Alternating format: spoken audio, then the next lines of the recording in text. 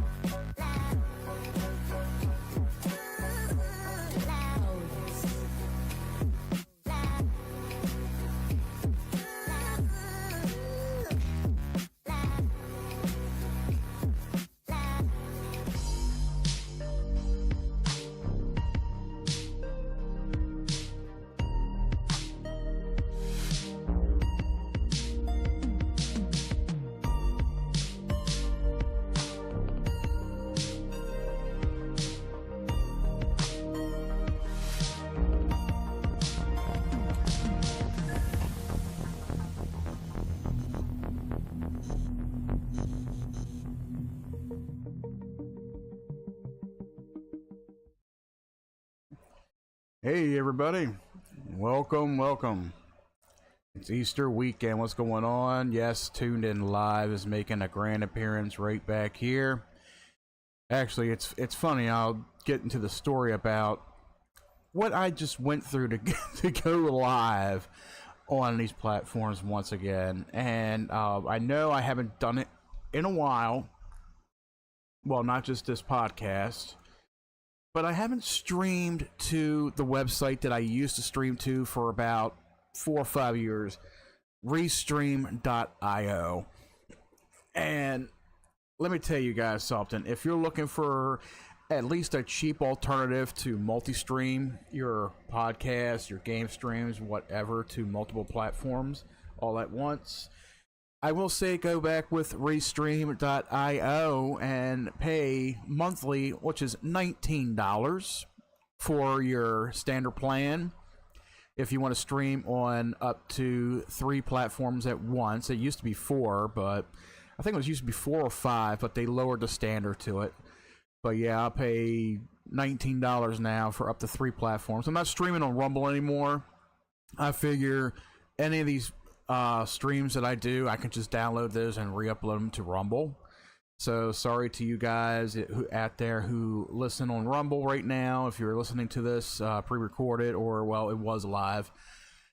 But yeah, it's something, you know, and it's sad. It really is sad, because I was streaming through Streamlabs OBS, and for whatever reason, so I had a plan. I had an ultra plan set in place for Streamlabs OBS, where, of course, I was paying, I think it was $27 a month for it, but my PayPal was covering it, though. And I tried to renew it today. I tried to renew my plan, and for whatever reason, Streamlabs was big bitch on internet, and it absolutely refused to take my payment. I don't know why. I don't know what the fuck's going on with it. But yeah, it refused to take my payment. So I said, fuck Streamlabs. I logged out of my account, out of the software, and I went strictly back to Restream.io. And I will say, with Restream, it definitely does what I want it to do. It does what I want it to do, the same thing that I've been doing for the last 5-6 years, which is bringing these streams to you guys on whichever platform you guys are watching it on, whether it be Kick, whether it be Twitch, YouTube, and that's pretty much all that I stream to. So yeah, I'm back to using Restream.io, and I was in heavy support of Streamlabs Ultra account, though, but you know, because I could stream up to 5 different platforms on there and have all these extra amenities to the platform if I want it. But since it refused to let me make a payment on my account, here's what happened. I tried to add a new credit card on there, which I just got through my bank. I got a new debit card. I was trying to add it to there. It would not let me add the card. It kept timing out. It kept refusing the payment whenever I tried to use it in another way. It would not take my PayPal. I don't know if there's a problem going on with credit card systems the last couple of days or whatnot. I just don't know. So I'm like, you know what? Fuck it. Restream, I never had an issue with. Never had an issue with. The only reason that I stopped using Restream was I wanted to give Streamlabs a chance with certain amenities and such. And plus, when I was using Restream, I was collaborating with then friend Cypher Xavier, Tom, which is his name. He was always up front with what his name was, Tom, you know, so it's not really it's not really doxing his name or anything. He's put it out there. Everybody knows what his first and last name was, so it don't even care. But yeah, that's the last time I used Restream, and I had his channels linked to my account, and that's how him and I, when we streamed the Utter Random Crap podcasts, it was streamed to his, it was streamed to my channels, and that would be that. You know, I would have both his and I would have both mine, and that was that. But those days are long gone. You know, Tom, he's pretty much over on his own. He's not doing any kind of streams himself. He's just playing games with his friend who streams at night for about, I don't know, 8 or 9 hours a night. I'm sorry. I tried doing those long ass streams. I've tried. The longest stream that I've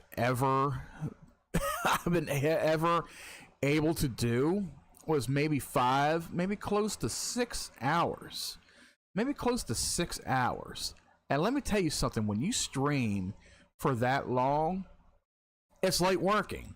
It's like having an actual job, you know. It's, even though I sit here in the chair and I either ramble on or I play games, and it's just, you're just sitting there. And yes, I do take breaks periodically to get up, stretch, use the bathroom, get something to drink or whatever. But I tell you, and it is hard because I'm not used to it. I stream probably like once, maybe twice a week now if it's gaming or whatever, and it's like maybe 2, maybe 3 hours. It does become strenuous on you. And I don't know why. I don't know what it is. You're entertaining a crowd of people. You're doing something. It's a hobby and all, but it just takes a toll on you. It really does. It does. Just some reason it takes a toll, and some people are used to it. And this guy, I'm like, you know what? He does it 5-6 nights a week. So he's used to it. He's a night owl. He streams all night, sleeps all day. His wife works. He don't work. So yeah, that's the story of his life. And as for Tom, I don't know what the fuck is up with him. Hey, what's going on, Hi Jew King? What's going on, man? But yeah, it is Easter weekend, everybody. It's Easter weekend. And a lot of things could happen this weekend. Who knows? I got some friends coming over today. We're gonna have an early Easter dinner. We got turkey going and stuff like that. Turkey's in the oven and shit. Could have been ham. Well, you can celebrate Easter with either or. A lot of people do ham. We decided, let's do turkey. Fuck it, let's put a turkey in there, small turkey, and have some family over and just bullshit, and it's Saturday. I ain't got to work tonight, so we can do this and get high and have fun and all that shit. So, before I get into it, let's go ahead and take a quick break, and I'll be right back.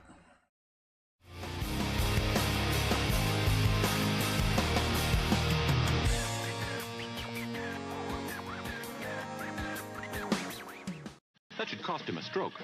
Herb. Okay, I'll get him down. Herb. The copper top. Tops them all.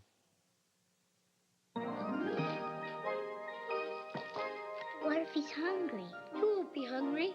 Every other kid in the world's gonna feed him. Okay.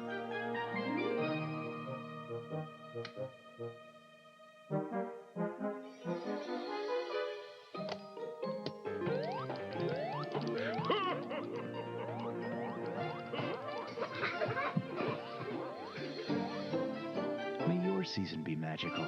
Make it a blockbuster holiday. Spartan School of Aeronautics can train you to be a pilot or quality... A pilot? Yes, Spartan has been training aviation professionals in Tulsa, Oklahoma since 1928. Spartan offers training in aviation maintenance, broadcast... What now? Shouldn't you join the military for something like that? Only if you want a haircut. I guess you could say careers are really taking off at Spartan. Call Spartan School of Aeronautics at 1-800-641-2600 for a brochure. That's 1-800-641-2600. When this man comes down with a bad cold, he's just one step away from disaster. The last thing he needs is a cold medicine that may make him drowsy.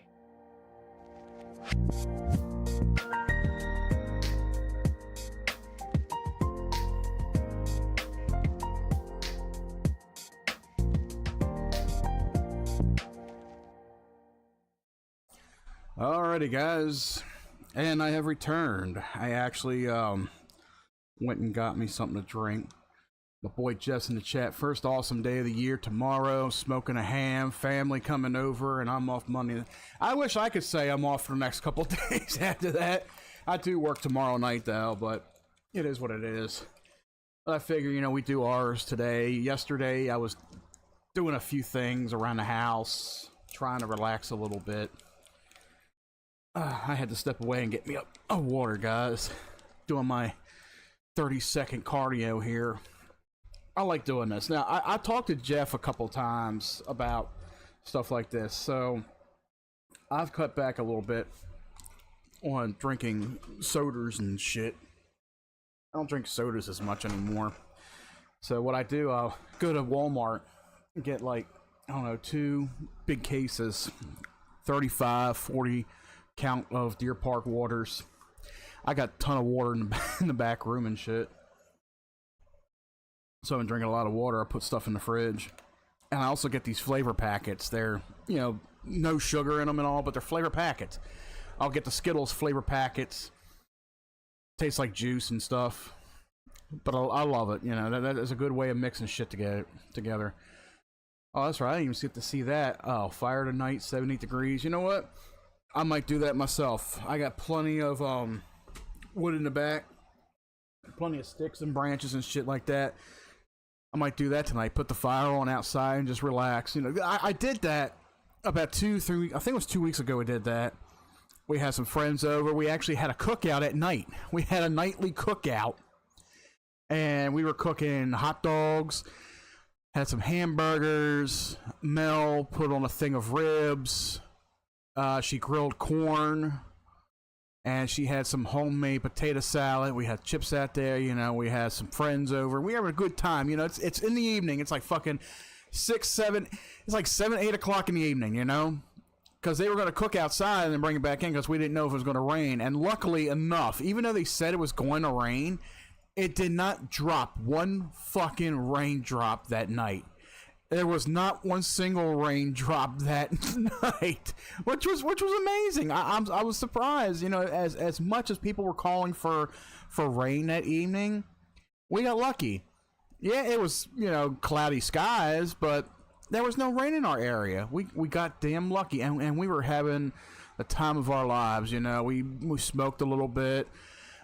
I don't think I took any booze out with me. I might have. I think I did take a little booze out there with me. You know, we were sitting down out on the patio. We had the fire going for a good bit. You know, Brandon, he got, I think it was like 4 or 5 big packs of logs from Home Depot. And it upset him because he was trying to find those 3-hour logs. And they burn pretty good for 3 hours. They burn pretty damn good. They burn pretty long, but just about everywhere around here, every place was sold out of those fucking logs. So he had to buy the regular, you know, wood logs for a fireplace, pay $50 for them. But it was worth it. You know, we went through all the stacks. We had the fire going for maybe about 4 or 5 good hours, you know, into the night. They didn't leave till like 12, 12:30, 1 o'clock, something like that.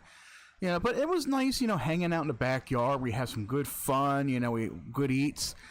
I took a Bluetooth speaker outside, you know, put some music on. I had some 70s stuff going, you know. Even Brandon was like, man, you got some good tunes playing out here, you know, some good music. I was like, yeah, I put on Sirius XM.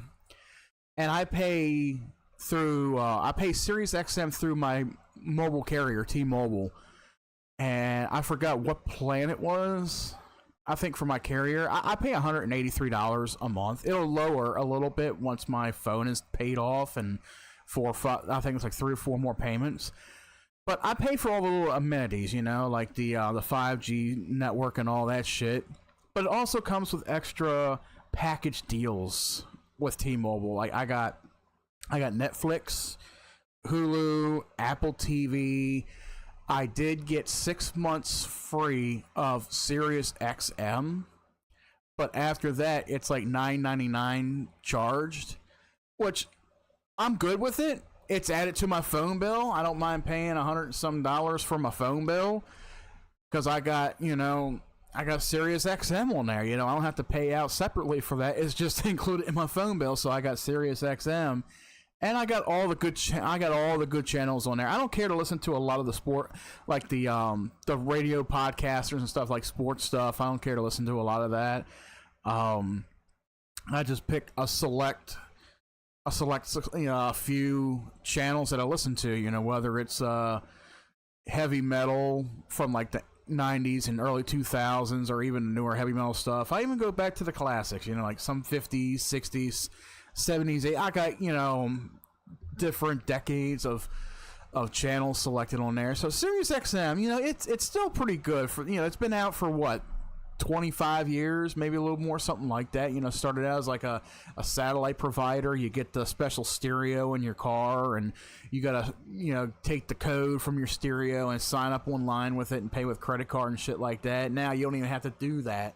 All you gotta do is create an account on Sirius XM online, or download the app and just pay for it through there. You don't even have to have your stereo hooked to it anymore. You can just listen online. You can listen on a computer. You can listen on your phone. And I do a lot of that. I'll even connect my phone up to a aux cord in my car and listen to it that way. Yeah, Howard Stern, big bitch. Yeah. I really hate Howard Stern's politics. You know, he is very, very fucking liberal. You know, he is a big bitch when it comes to fucking politics and all. But I will say, I've listened to a couple of older shows that he did back in the day, and I got a really good chuckle out of him. I really did. I really got a good chuckle out of him. And one of them was, I'm not going to go into a lot of detail because it's very racial. He interviewed this guy, Johnny Rebel. It was back in the early 2000s. I think it was like the early or mid 2000s. He interviewed this guy, Johnny Rebel. It was after 9/11. And Johnny Rebel, he's one of those old country guys from the 70s and all who made a lot of songs that were very racial. Very, very racial. What's going on there, Viral? Over on the YouTubes. And a lot of his songs were very, very racial for the time. And Howard Stern was interviewing him. And let me tell you, that whole interview, it was like 20, 30 some minutes. And the N-word was just flying left and right out of everybody, even Stern's mouth. Stern was even saying the fucking word, you know? And he has co-host Robin Quivers, who is black, you know? I mean, of course she's okay with it, but let me tell you something.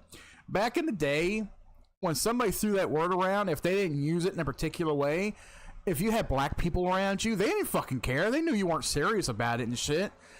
Look at David Allan Coe. He wrote an album. His band did an album back in the day. And a lot of those songs, like they were fucking hilarious as shit. Some of them had, you know, racial words in them, you know, had the N-word in them and all. But let me tell you something. His drummer was black, who agreed with it. You know, they're all best friends and shit. And they were having some good old fucking fun. You know, does that make David Allan Coe racist? No. I think even David Allan Coe said that his wife was black, which was, you know, it's hilarious and ironic. But yeah, here's a guy who's got songs that have the N-word in them, and the dude's married to a black woman and shit. You know, it's like it was all for fucking fun. Nowadays, if you throw that word around, people, it's just like it's used in very offensive ways. You know, it's not like back in the 70s or the 80s when you threw it around and you're friends with some black people and they're like, hey, I know you're just joking around, fuck it, whatever, you know. Even black people throw that word around and shit. Today, people are just, you know, they're just too fucking sheltered. You know, today people are just too sheltered. And I think that, you know, with the way Democrats run things today, the way the liberal media is, throwing a lot of shit around, the way social media is, it's a whole new ball game when it comes to racial issues. You know, you got, you know, like I said, social media, you know, everybody, it's separating everybody. You know, it's a big divide. Started out with the fucking Democrats, a big divide. The Democrats does not, they want pure hatred among us. The Democrats want pure hatred amongst everybody. They don't want peace. They don't want people to live in harmony. They want pure hatred. And I know that's what's going on right now, sadly, and Trump is trying to fix a lot of that. But you got Democrats that are blaming Trump and all his followers for that shit. When the proof is in the pudding, as they say. If you watch a lot of these videos online, you can see where the real hatred comes from. A lot of these liberal fucktards that are going about screaming at people, yelling at people for no fucking reason. If you got a Trump Vance sticker on your car, you got idiots trying to run you off the fucking road and shit. It's ridiculous. My buddy Brandon, about a week and a half ago, he was targeted on 295 down in D.C. He was picking his wife up. Well, not his wife, his girlfriend, I should say. He was picking his girl up from work. And there was this car that tried to run him off the road. Even tried to run over the car, you know? Like, my buddy drives a Tesla. And we all heard in the news, we all heard in the media how a lot of these idiots are targeting Tesla owners or even Tesla drivers. My buddy's even got video of the guy that he was chasing, and they got on the off-ramp And the one guy just stopped. He just stopped in the middle of the road, got out, walked over to my buddy's car, and started banging on the fucking window for him to get out. And my buddy, he's just recording the whole fucking time. And then he backed up, and then he took off around the guy. And he called the police and all that, but he never really even was able to get the tag number. And I'm just sitting there looking at the video, and the video's not all that great, so you don't even know what the tag number says. So, but yeah, it was fucking ridiculous. You got all these motherfuckers, they are targeting people that have any kind of links to Trump or Elon Musk. If you're driving a Tesla, you're fucked. I mean, look at all these so-called peaceful Democrats. Remember that? They were all peaceful. They're all very friendly. Yeah. These motherfuckers are out there setting Teslas on fire. They're out there vandalizing their car. If you got a Trump flag in your front yard, I wouldn't be too surprised if they're trying to burn your house down. I thought the Democrats were peaceful people. I thought they were for peace and harmony and all this goody shit. No, they ain't for any of that. They turn that shit right back around on anybody else that's not them. It truly is a sickening fucking shit. It really is. And I know I haven't been here for about a month. You know, there was like so much shit that I missed out on. Stuff that I should have been here to talk about, that I should have been here to share with you guys, my thoughts on it and everything, and I didn't really get around to doing it. I know. Like, when the Trump administration, when they released the files on the JFK assassination. Hell, recently they just released a 10,000-page document on the Bobby Kennedy assassination. And let me tell you something, I am not about to spend another 8 hours going through a quarter of that fucking shit just to look. I did that at work for the JFK files. Oh, let me tell you something. Now, everybody already knows. It's been out for a month, a little over a month.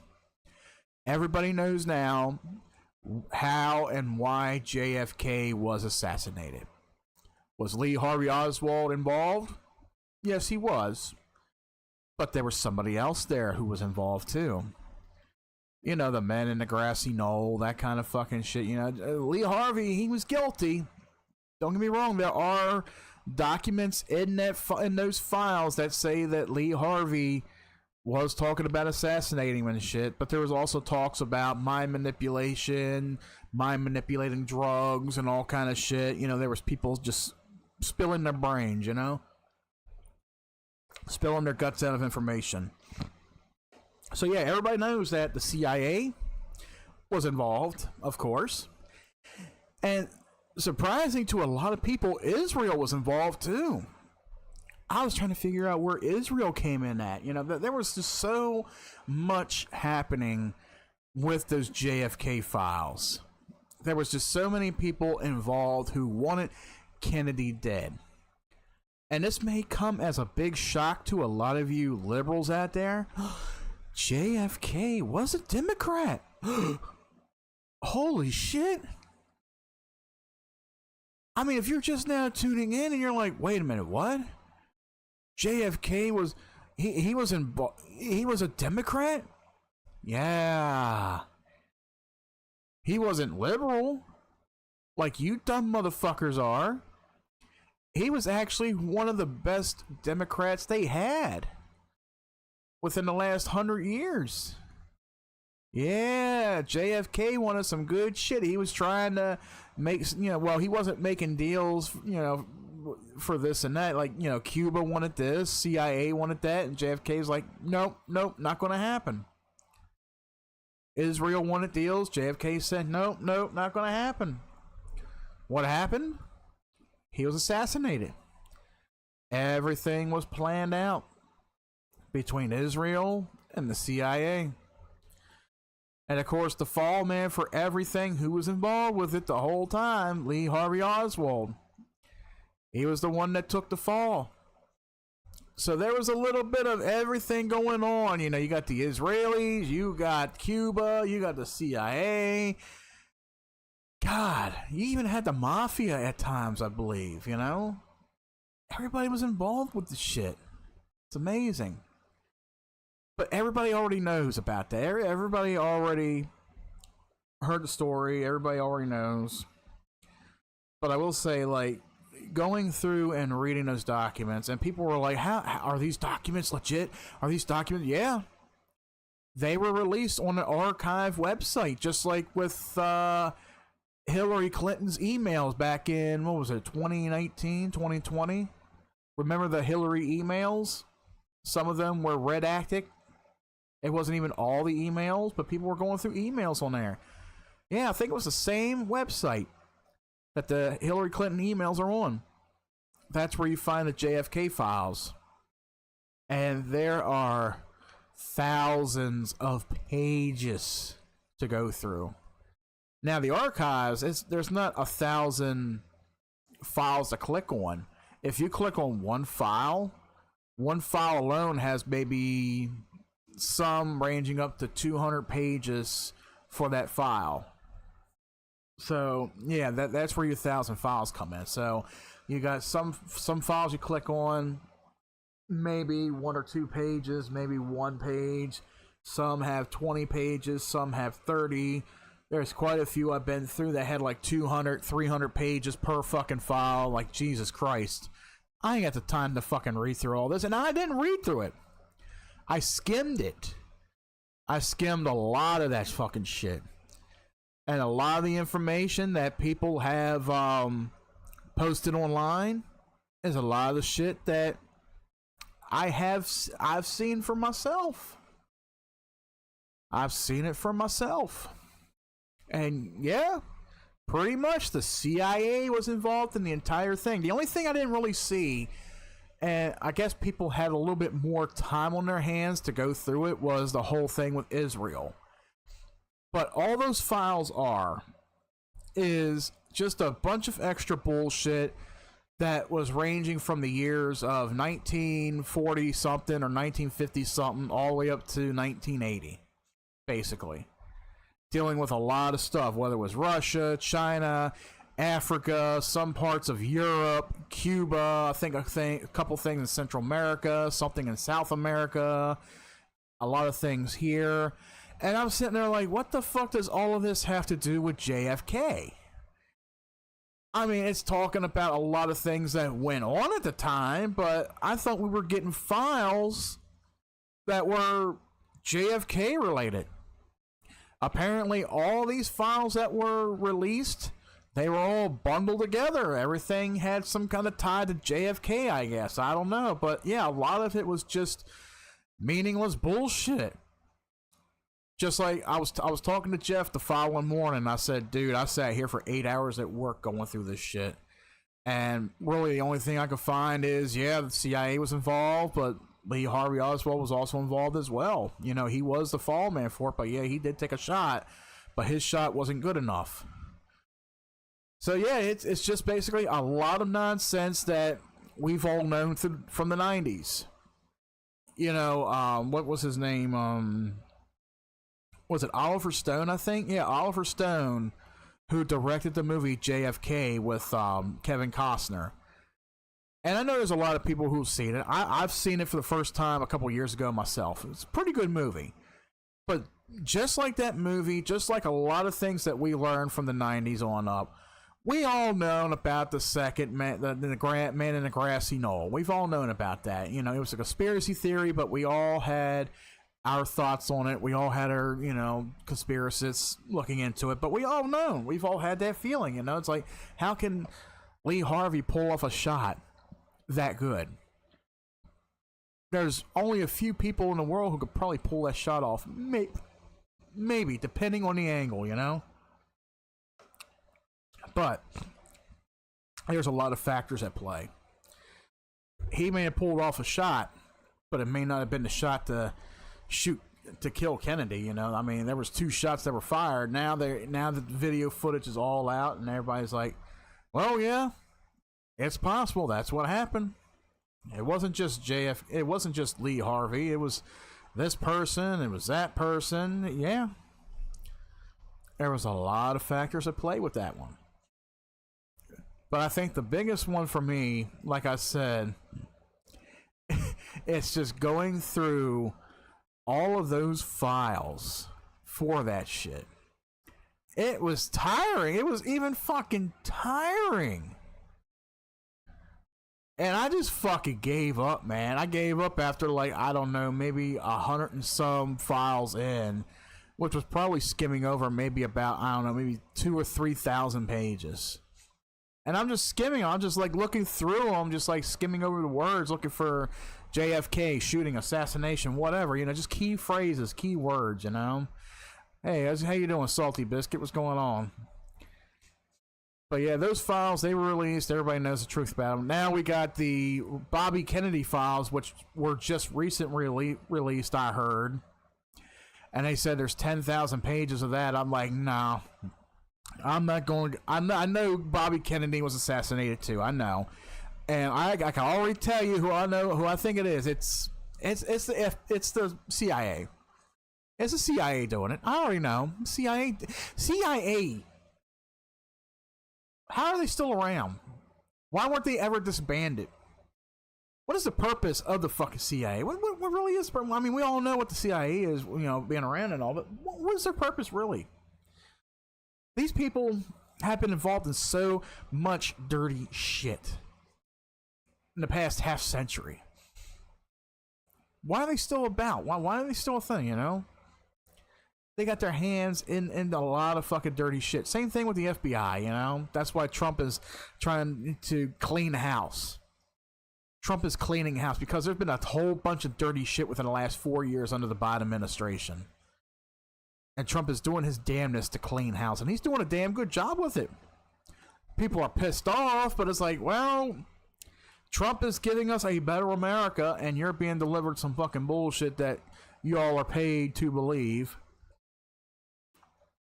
That's like I tell some friends of mine, you know, when they hear certain bullshit on the news, and they're like, I heard this, I heard that. Well, you heard it because these outlets, these liberal outlets that you watch, they're paid to tell you what to believe. And y'all believe it. Henry Mudflaps, what's going on? Why is Israel names all over the JFK files? That I actually don't even quite know. There was people who had mentioned that Israel is in the JFK file. They said that Israel played a part supposedly in his assassination. And I don't really even feel like going back and rereading all that shit. But I remember that. I remember them saying that Israel was a part of it. Now, one big thing that we are looking forward to, and I don't know why they haven't released it yet, are the Epstein files. People are asking, where's the Epstein files at? Trump has them. He gave them to, I guess, his administration or something. I actually don't know.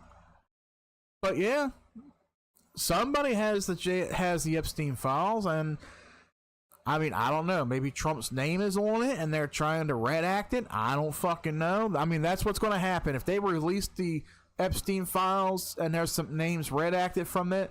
I guarantee you, the fucking Democrats and the liberals, they're all going to fucking sit there. Yep. Trump's name. He's in the black. I guarantee it. Yeah, everybody's talking about, oh, we got a felon who's a president. He ain't no fucking felon. All these goddamn fake ass charges that were brought on him. Who do you think fucking beat those charges? Trump has the most excellent law team on his side. He beat all them fucking charges. The only thing they put on him is like, well, I forgot what the fuck it was. It was right before he won the election. But he didn't get no jail time. Everybody was like, he's going to go to jail. He ain't going to jail. That motherfucker's cleaning up America. He's cleaning the fucking country, and people are pissed off about it. I'm like, you know what? Good. Pack your bag. Get the fuck out. Yeah, you'll doubt they'll release him? Yeah, I know. They ain't releasing shit. They never fucking will. And I hate to say that about the Trump administration and all, but it's like that's one thing that we're looking forward to is the Epstein files. We know a lot of people made a visit to Epstein Island. I mean, even look at fucking P. Diddy. P. Diddy. Puff Daddy. Why the fuck did he change his name? I just remember him as Puff Daddy, you know? And he changed his name to Diddy. Now he's fucking P. Diddy, and now he's in fucking prison Diddy. There you go. There you go. P. Diddy means prison Diddy. Prison Diddy. There you go. There's your real P. Diddy right there. What's the P stand for? Prison. Prison Diddy. Mr. Baby oil found at my fucking house and shit. Yeah. A lot of them motherfuckers are pedophiles. They are. Diddy, Jay-Z, Beyonce, J-Lo, whoever else was at the Diddy parties and shit. Yeah. All that shit came out. Everybody started scattering like fucking roaches, you know? They're all running. There was just so much fucking shit going on. And you know what? Not only do I want to see the Epstein files, I want to see the Diddy files. I'm pretty sure there's some Diddy files out there. I'm pretty sure there's a lot of fucking people that can be put away for a long fucking time under that shit. I'm very goddamn sure. The Diddy files. Yeah, the hub and the files. Oh, we already got the hub files. Shit, we released the hub files over the last, 8 years? Still more to come. The Hubbard files. Yeah, that's going to be its own entity right there. But, oh my god, so, speaking of stuff like this. So, there's quite a few things that have been going on. And I gotta pull Twitter up for this. Where's my Twitter at? Where's my tweeter? Because I know there was certain things that I didn't share in Discord yet. I've been kind of lazy with it. But I'm pretty sure you guys probably already know what I'm getting ready to talk about. Now, if I can find it here. Let's see. I gotta scroll back through Twitter. Oh, man, I tweeted out so much fucking shit, man. Oh. I don't know if you guys seen it. I think I might have to play it. I might have to play it for you guys. I might have to listen to it as well. So, I don't know if you guys are familiar with comedian, liberal Bill Maher. I've known Bill Maher, or I've known of Bill Maher for a long time. In fact, the first thing I've ever seen Bill Maher in was the 80s comedy DC Cab, which had Mr. T in it. Pretty good movie. I loved it. I loved it. Why am I hearing myself? Why am I hearing myself here? There we go. Trying to figure out why I'm trying to hear myself here, because I just put my headphones on. There we go. Okay, so let me make sure my audio is good for you guys here. Nope. Real high tech. Yep. Okay. There we go. That shit's muted.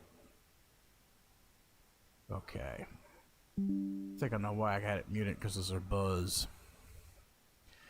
So, Bill Maher, everybody knows he's a liberal, and he has his own comedy show on HBO Max, or it's now called Max, you know.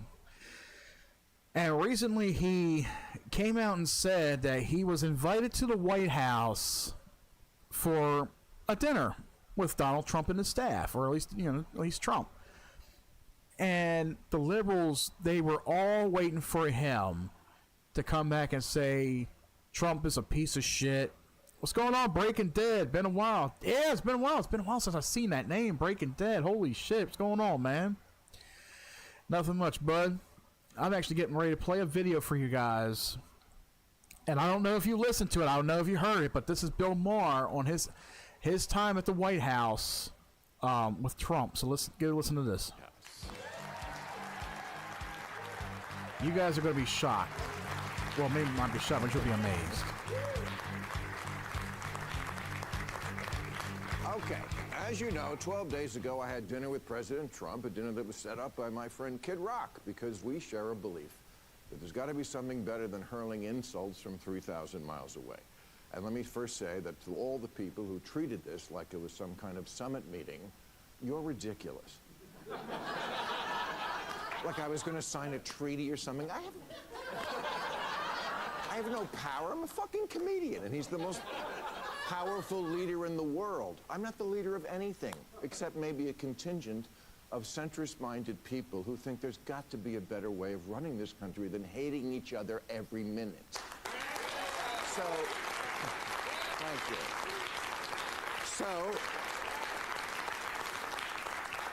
Okay, so meet up in person. Maybe it'll be different. Spoiler alert, it was. First good sign, before I left for the Capitol, I had my staff collect and print out this list of almost 60 different insulting epithets that the president has said about me. Things like stupid, dummy, lowlife dummy, sleazebag, sick, sad, stone cold crazy. Really a dumb guy, fired like a dog, his show is dead. There's 60. I brought this to the White House because I wanted him to sign it, which he did. Yeah, he did. His signature's on it, too. Which he did with good humor. And I know as I say that, millions of liberal sphincters just tightened. Oh my God, Bill, are you going to say something nice about him? What I'm going to do is report exactly what happened. You decide what you think about it. And if that's not enough pure Trump hate for you, I don't give a fuck.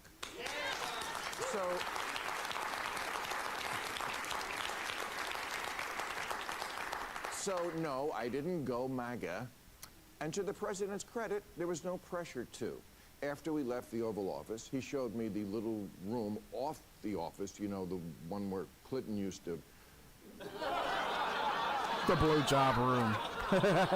Okay. The blowjob room. Okay. Well, not anymore. That's where they keep the merch now. It is. I love how he called it the blowjob room. And he gave me a bunch of hats, but he didn't ask me to take a picture in one, which I appreciated. The guy I met is not the person who the night before the dinner shit-tweeted a bunch of nasty crap about how he thought this dinner was a bad idea and what a deranged asshole I was. I read it and thought, oh, what a lovely way to welcome someone to your house.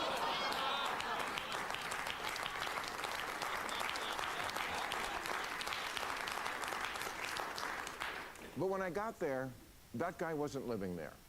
Now, does Trump want respect? Of course, who doesn't? My friend said to me, what are you going to wear to the White House? I said, I don't know, but I'm not going to dress like Zelensky, I'll tell you that. That was a nice hit at Zelensky. Okay. Just for starters, he laughs. I'd never seen him laugh in public, but he does, including at himself. And it's not fake. Believe me, as a comedian of 40 years, I know a fake laugh when I hear it. And I thank you for them. No.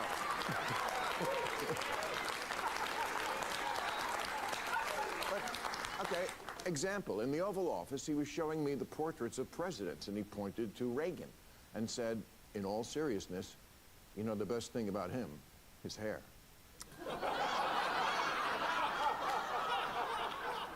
I said, well, there was also that whole bringing down communism thing, waiting for the button next to the Diet Coke button to get pushed and I go through the trap door.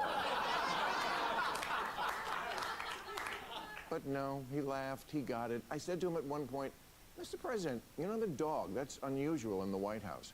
He said, well, a lot of the presidents, they had a dog for political reasons. I said, no, people love dogs, that's what that is. Oh yeah, okay, that's true.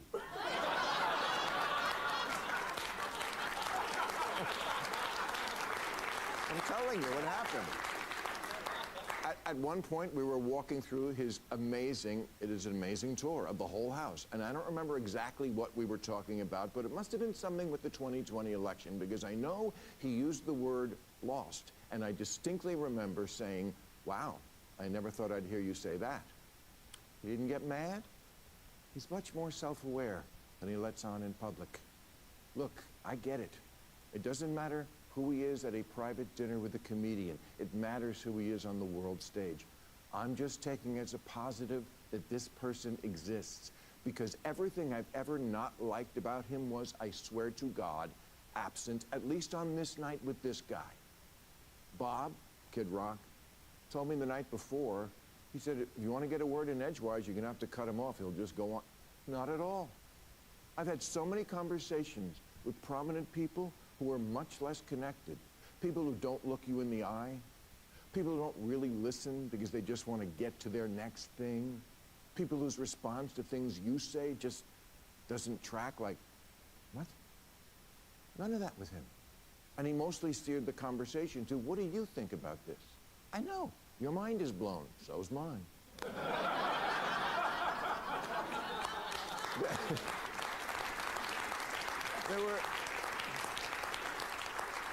There were so many moments when I hit him with a joke or contradicted something, and no problem.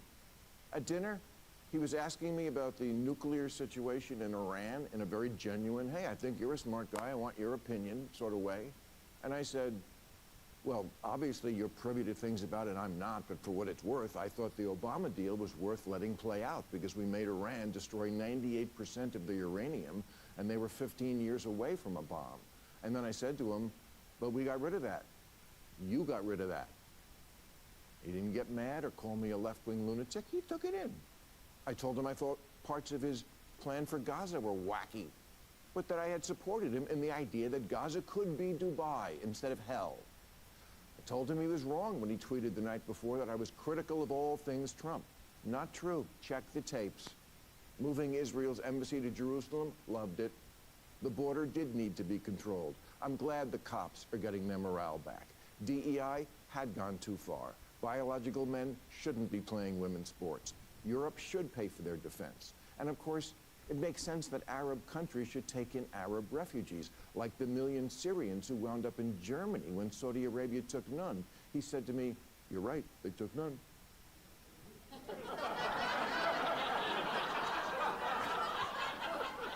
I said, well, you should remind your boyfriend in Saudi Arabia that the next time you see him.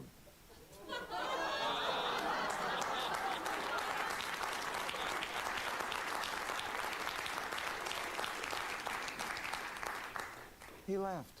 I never felt I had to walk on eggshells around him. And honestly, I voted for Clinton and Obama, but I would never feel comfortable talking to them the way I was able to talk with Donald Trump. That's just how it went down. Make of it what you will.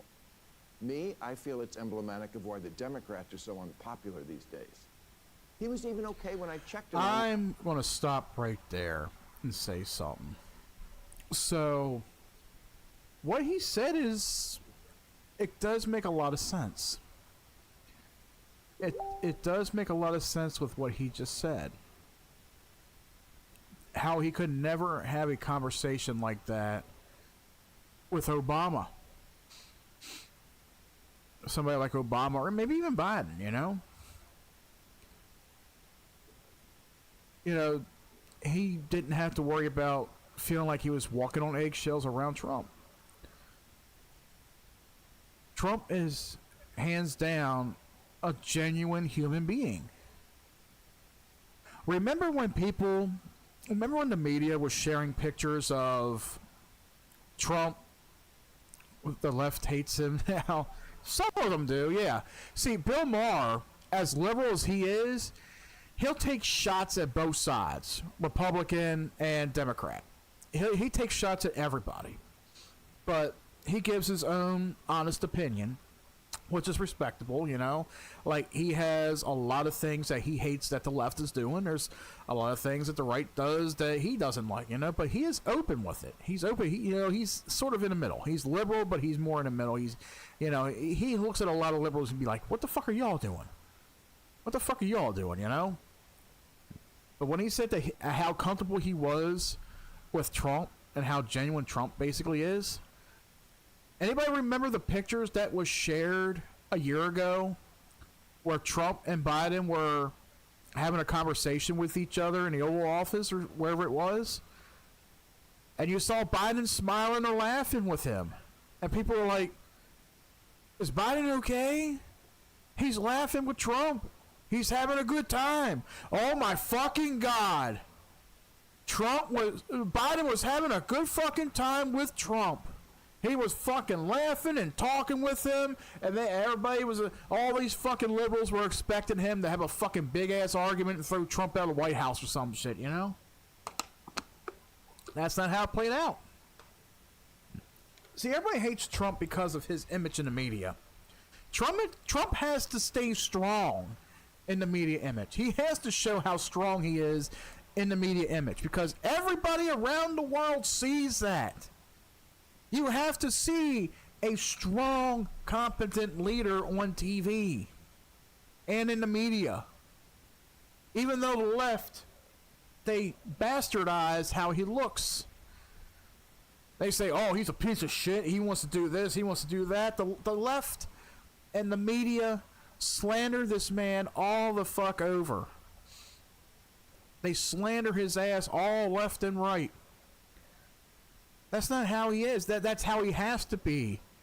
We have to show that we are fucking strong. That we don't take shit. Biden was a fucking joke. That motherfucker was going out falling off of bicycles and going upstairs. Going out for fucking ice cream and shit. What's the most that Trump does where he can actually get out and be able to relax? Go play golf. People complain about him going out and playing golf. Oh, he's wasting our taxpayer money. Where the fuck you get that information from? I swear to God, I swear to you guys, I've seen this on Facebook, I've seen this on Twitter. Stupid motherfuckers look at that shit.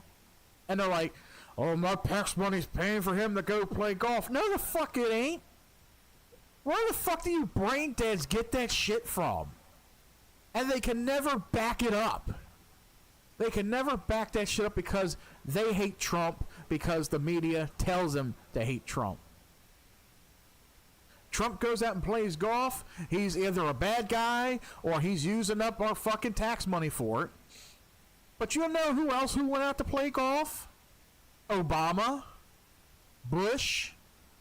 I don't ever really remember seeing Biden playing golf. That motherfucker went on cruises. That motherfucker went to the beach and shit.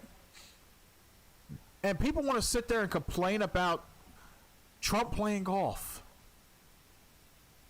I swear, the left, they make me fucking laugh and cringe at the same time. Let's continue. This is at least 4 more minutes of this interview here that Bill Maher went on about. The orangutan lawsuit. He was.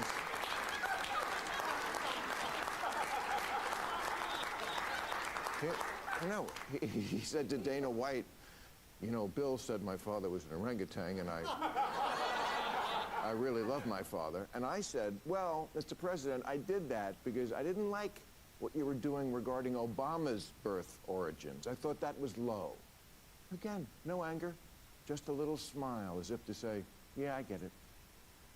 The most surreal part of the whole night was when I got home. I flew back right after the dinner, and I'm in bed watching 60 Minutes from the night before. And there's Trump in one of their stories, standing at a podium in a room that looked to me like one of the rooms and places we'd just been in. And he's ranting, disgusting, you're a terrible person. And I'm like, who's that guy? What happened to Glinda the Good Witch?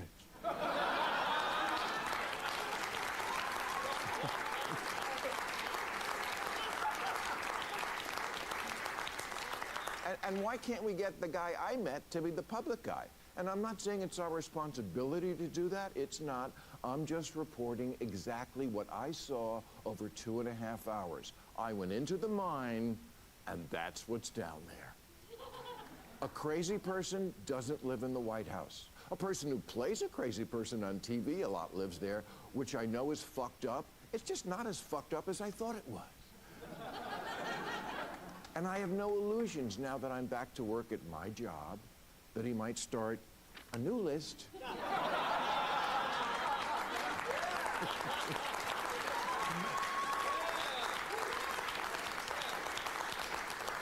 Because I don't have a good feeling and will be critical about a lot of what he's doing. The trade war and disappearing people, ruling by decree, threatening judges, gutting the government with glee.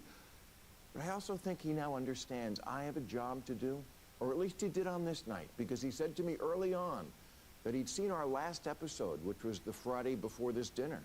And he said, I thought maybe you'd be nice, but you hit me really hard.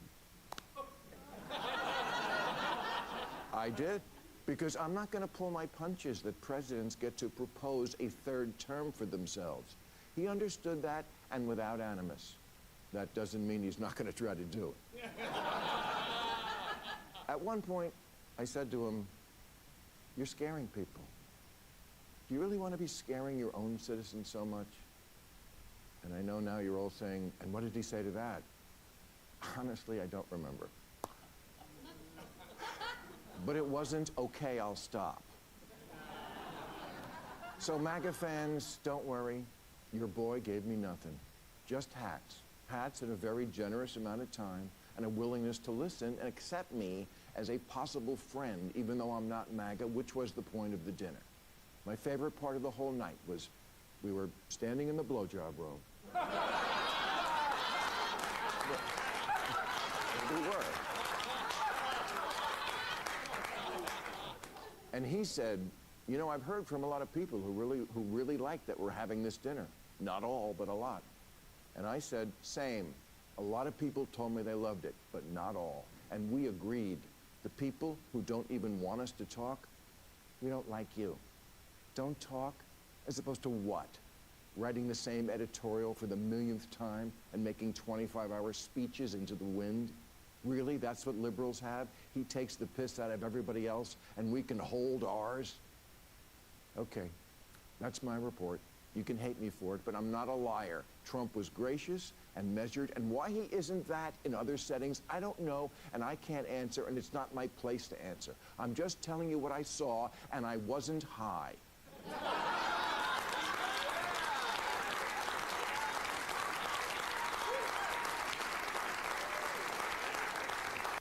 Yeah. And I will say I have respect for Bill Maher after that. After he said all that, I do have respect for him. He was honest. He was gracious.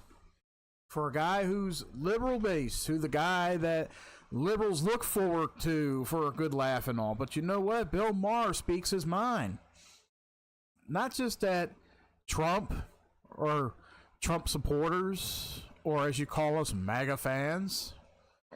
He's even come out and spewed a few toward the left, asking, what the fuck y'all doing? Just like a couple points that he made in there, you know, where he was agreeing with a lot of things, you know, especially one of them where, oh, DEI has gone too far. Which is why Trump is starting to cut funding from a lot of places, a lot of companies and associations that are inquiring the DEI standard.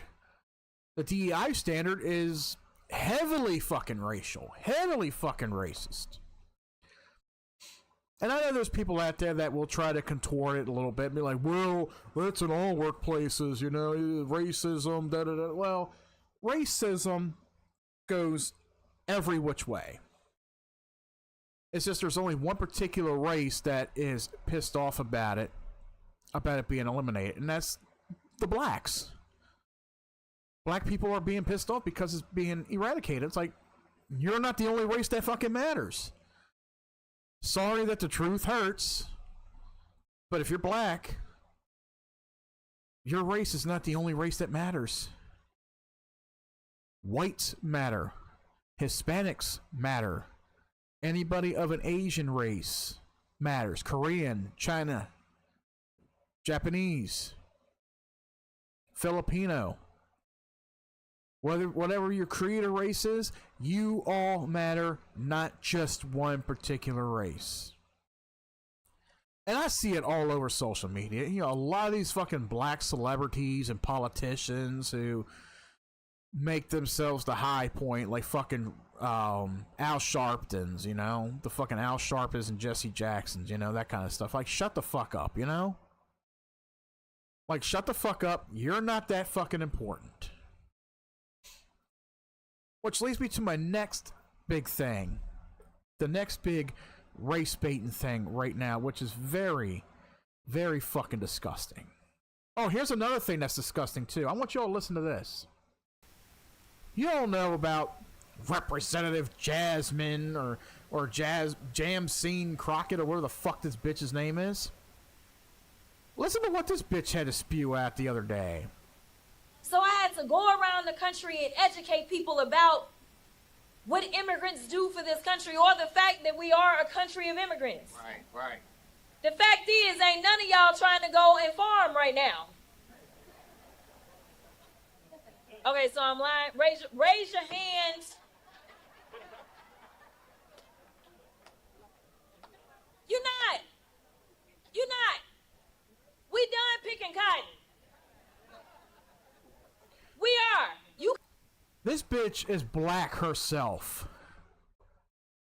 And she has a nerve to throw out a racial bit like that, saying, we're done picking our cotton. Bitch, you motherfuckers haven't picked cotton for over 100 and some years.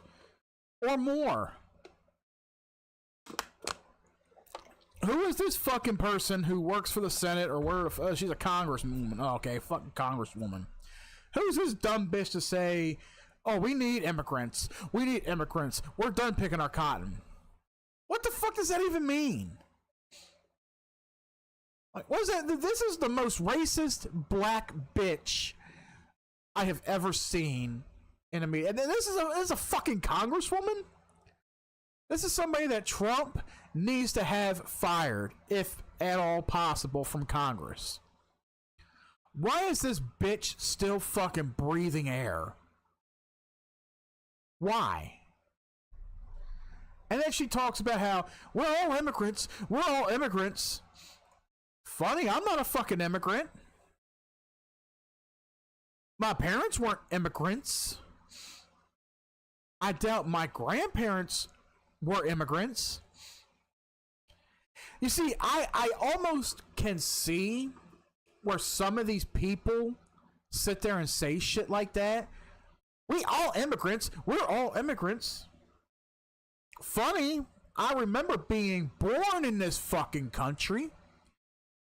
Do we have ancestors or know of people who have ancestors who've came over here in a fucking boat and taken this land from the Native Americans? Yeah. We all know that history. We've all graduated high school. We've all learned about that shit in middle school and high school. We know about the Native Americans and the Pilgrims and all that fucking shit. We all know about Pocahontas and Captain John Smith and all that, and Christopher Columbus. We all know about that shit. You don't need to remind us. Are they related to me? Well, one of them might be, but you know what? I'm not an immigrant. It's funny how people like this, the liberals, the left, they all sit there and they use the same fucking argument, the same excuse. We're all immigrants. We're all immigrants. No, the fuck. Do you all even know what the fuck the definition of immigrant is? Let me look it up for you guys. What is an immigrant? That way, for anybody who may listen to this podcast, even if you're fucking liberal and I enjoy pissing you fuckers off, look, an immigrant is a person who migrates to another country, usually for permanent residence. Immigrants are motivated to leave their countries of citizenship or habitable residence for a variety of reasons.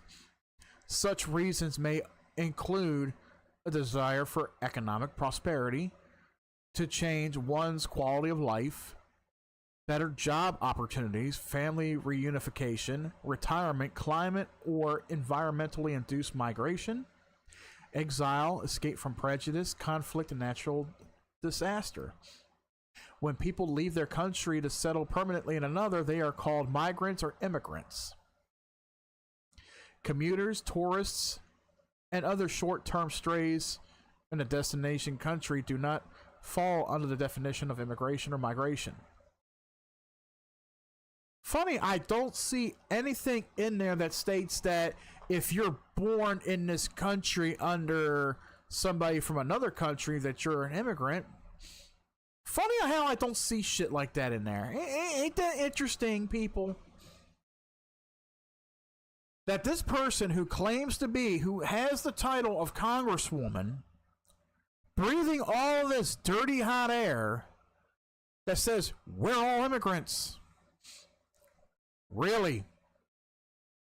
I wasn't brought over here in the Titanic. I didn't hop in a boat from Central America and say, oh, this motherfucker. I was born in this goddamn country, you dumb bitch. I am not an immigrant. I am not a migrant. I am an American-born citizen. If that bitch was born in America, she is an American-born citizen. That doesn't make her a migrant. Or any of you guys, if you were born in this country, you're not immigrants. But why do we have people like this trying to brainwash you into thinking that you're an immigrant? You're not an immigrant. You were born in this fucking country. If I left, let's say I was born, and let's say I'm 2 years old with a family, okay? And my family decided to move us over to the United Kingdom and lived there for 20-something years. Was I born in England? No. I'm an immigrant. I may be a citizen of that place when I get there through the proper channels, but still, I'm an immigrant. Because I was brought over there. I wasn't born there. It just, I don't want to say it sickens me, but it's sad that people like this are allowed to breathe and speak the most disgusting, vile, and stupid fucking things that anybody has ever fucking said. It truly fucking amazes me. Congresswoman Jasmine Crockett. You can go shove a fucking cactus up your fucking cunt, dumb bitch. But speaking of race baiting, though, there's one particular thing I want to talk about. And that is student 17-year-old Austin Metcalf. Y'all should know that name by now. It has been pushed in the media, and people have done a really, really good job of pushing it too. This kid lost his life on a fucking high school track. For what reasons? For what reasons? It's sad. And this was at the beginning of the month, guys. I think it was like March 31st, April 1st, April 2nd, whatever it was. There have been no protests about it. There was no national outrage on it. Barely any coverage on it. 17-year-old boy Austin Metcalf will be forgotten. Why? Because he is white and the murderer is black. Yeah. That is sad. If it were the other way around, oh, there would have been fucking riots. There would have been media coverage all the fuck over. There would have been fucking riots up the ass. Yeah. So I guess in the liberals' eyes, if a white man or a white woman or a white child is murdered by somebody of a black race, it's almost like, nah, they deserved it. They probably committed a crime. They probably did something to offend them, and the black guy or the black woman or whoever just defended themselves. From what? From what? You know, there was all this fucking bullshit going on in the media where they were trying to make it out to where the black kid was the victim and that's why he defended himself. But you know what? There's going to be all kind of bullshit put out there. We won't know what the actual story is unless the family of the murdered student comes out and says something. Somebody tweeted this out April 3rd. Black man is killed, which means race immediately highlighted. Full video, supposedly full video. Non-stop media coverage. Protests, nationwide debate. Oh, don't forget riots. Don't forget riots. It ain't a protest, it's a riot.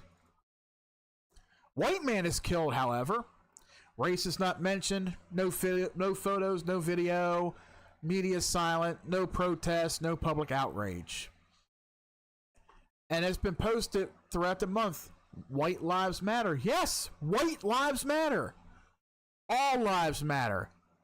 We've been saying that shit since the days of fucking drug addict George Floyd. All lives matter.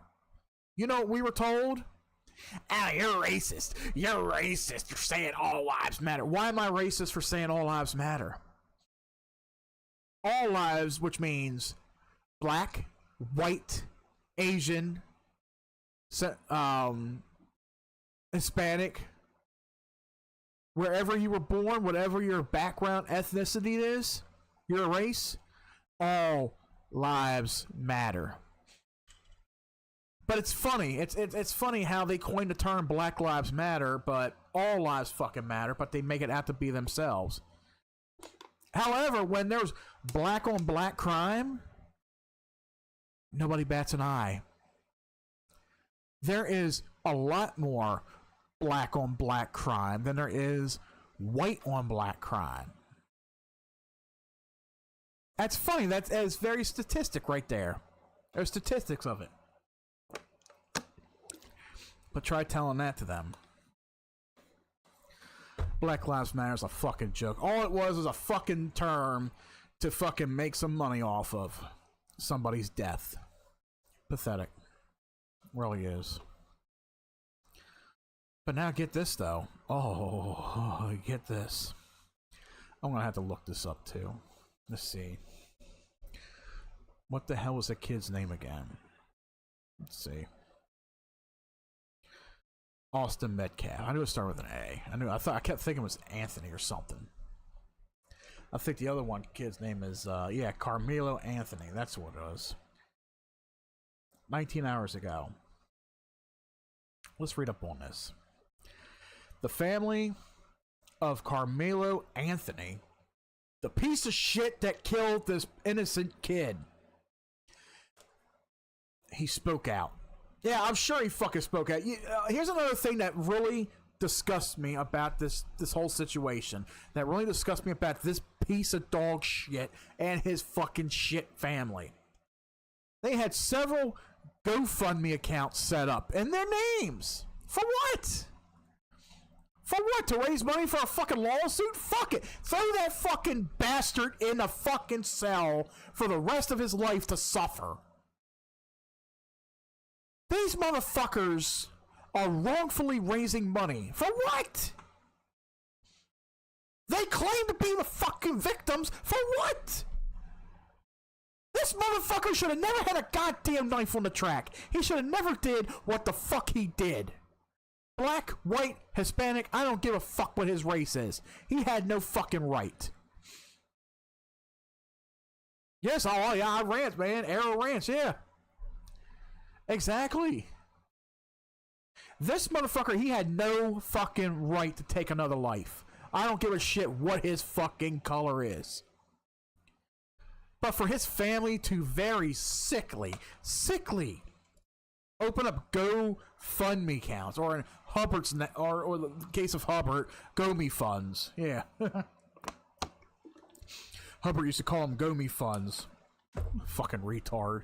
The family of the teenager charged in the stabbing death of Texas track athlete has spoken out for the first time since the killing. This article came out 19 hours ago from USA Today. Carmelo Anthony, 17, was charged with murder in the fatal stabbing of 17-year-old Austin Metcalf during an April 2nd track meet in the Dallas suburb of Frisco. Anthony was released on a $250,000 bond on April 14th after the bond amount was reduced from $1 million. In a statement to USA Today on April 15th, Anthony's defense attorney said the teen was back home with his family. Motherfuckers should be in prison. Yeah, GoMe funds, yep. He should have got with Hubbard and got some GoMe funds. That's probably why they were raising the GoMe funds for his bond. The judge who released Anthony on bond considered his age, his clean record. No. Something tells me the way this you come at this kid on a track, and I don't care if it was over an argument. I don't care if he beat your ass in Fortnite. I don't care if he was better looking than you, had a bigger dick than you. I don't give a fuck. You had no reason to come out there on track with a fucking knife. Maybe if words were said, I don't fucking know. You just get into a regular fucking high school brawl. That's all you do. Just get into a fight. But no, this piece of shit stabbed him to death. He's a murderer. Why the fuck is he out of bail? Why is he not rotting in a goddamn jail cell with P. Diddy, you know? Clean record, my ass.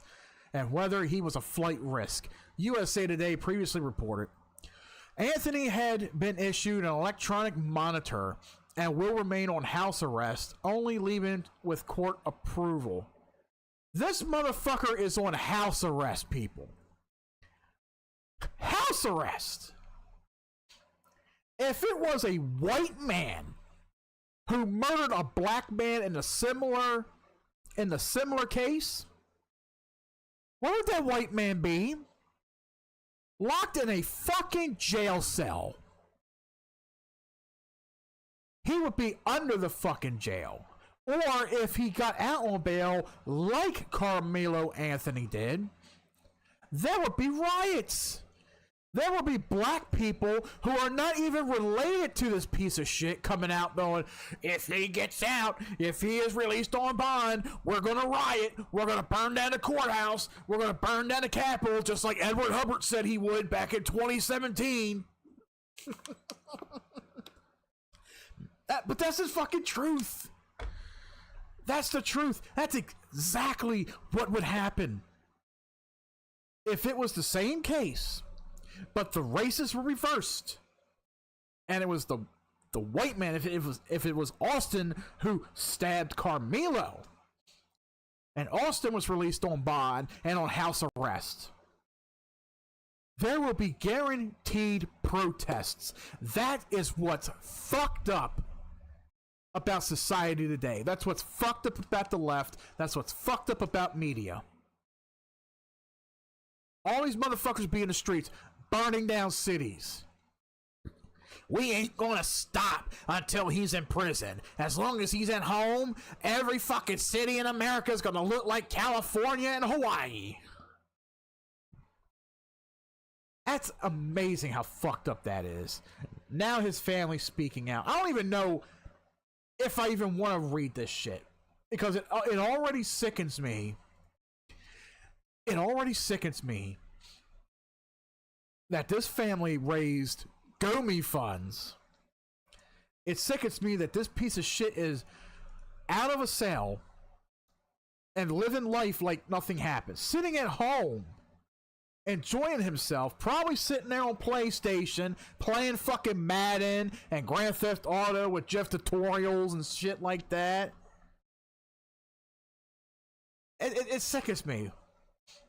And yet, like I said, if the roles were reversed, it would be Austin sitting, rotting in a fucking jail cell until his day, until his trial. Anthony's mother, Kayla Hayes, spoke at a news conference on April 17th. Though she didn't talk much about Anthony specifically, she said that since the stabbing, her family has endured harassment, death threats, rumors, and their home and work addresses being leaked. I call bullshit. Dwarf Tatilia. Yeah. I call bullshit. I do. This is just a family race baiting because they're black.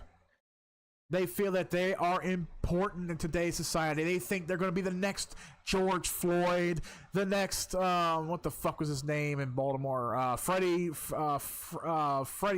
Gray. Yeah, Freddie Gray. I almost forgot his fucking name. It's been 10 years since that motherfucker died. Our son's gonna be the next Freddie Gray or George Floyd. We gotta protect him. We got death threats. Our informations are threatening to be fucking leaked. Bullshit. Just another family playing victim. Our family's been under attack. Whatever you think that happened between Carmelo and the Metcalf boys, my 3 younger children, my husband and I didn't do anything to deserve to be threatened, harassed, and lied about. The lies and false accusations that have been said about us, especially over the past week, have been overwhelming. Yeah, okay. The fact that your son stabbed somebody on a racetrack in cold-blooded murder. That's what I'll call it. Murdered somebody. Over what? What did he stab this other kid over? Let me look that up real quick, because I didn't even really read the whole case. Why did Carmelo stab Austin Metcalf? So now, according to 2 sources, supposedly in self-defense. I don't know. I don't fucking believe that shit. I want to find the video of it though. I don't want to hear anything about fucking. I don't want to hear anything about fucking Metcalf's or Carmelo's playing victim. You know, I was protecting myself. Let's see, video of Austin Metcalf stabbed. I want to watch this video. I want to do it. I want to see the video. I want to see the actual video. I mean, I'm pretty sure somebody has the video on YouTube. That's not fucking interviews and shit like that. There's gotta be something else here. Let me see here.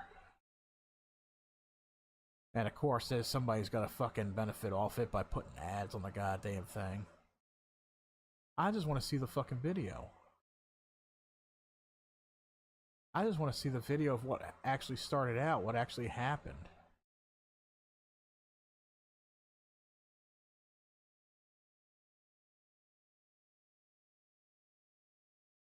But the video's not even up here. The guy told the black kid to get the seat up, and he was in the wrong section. Guessing he felt like Rosa Parks. You know, somebody did say that. Somebody did say that.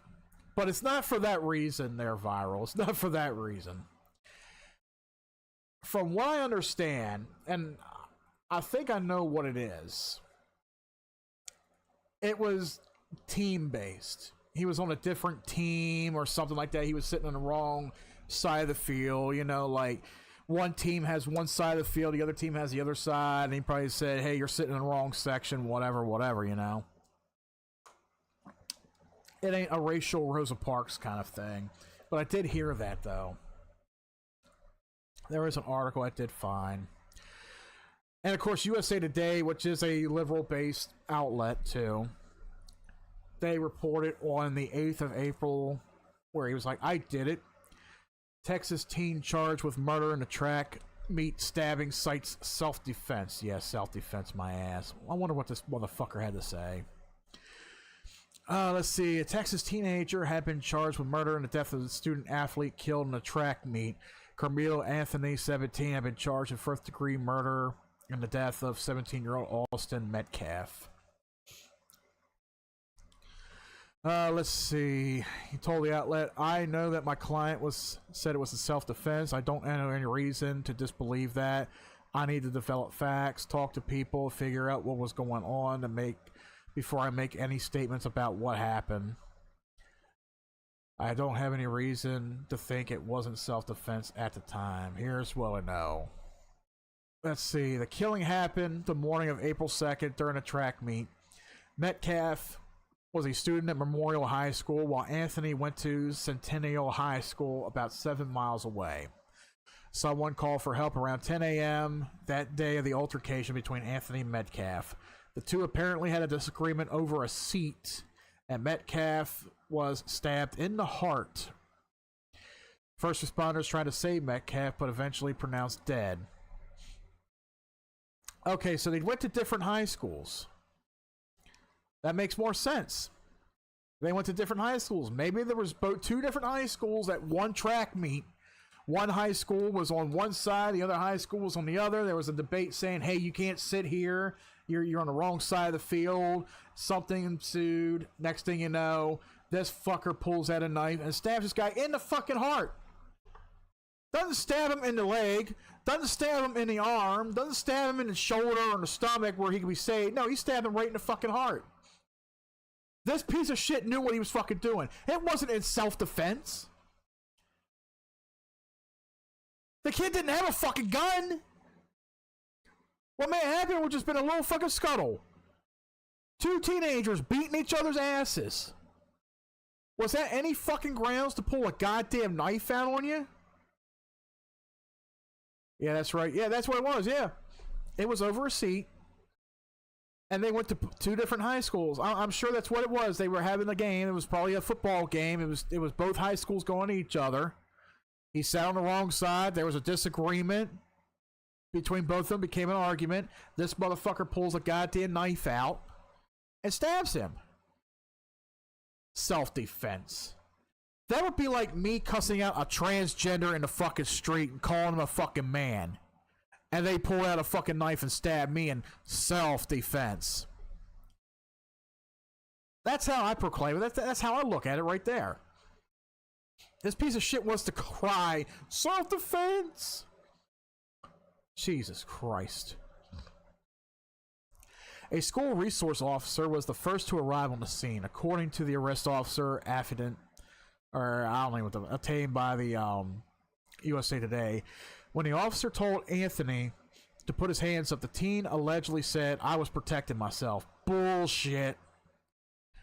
Other statements Anthony made, according to the whatever fuck you call that word, included, "He put his hands on me. I did it. Is he going to be okay?"